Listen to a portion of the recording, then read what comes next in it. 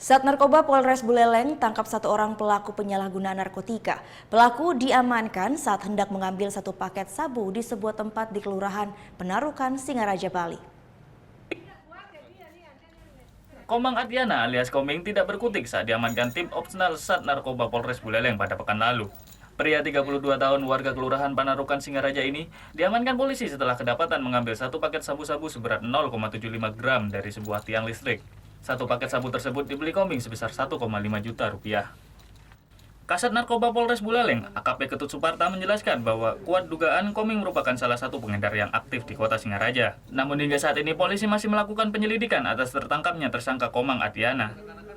Yang kami tangkap TKP-nya di wilayah kota dengan barang bukti satu paket seberat 0,73 atau 0,73 gram bruto atau 0,60 neto. Karena orangnya pemasoknya masih kita kejar, ya.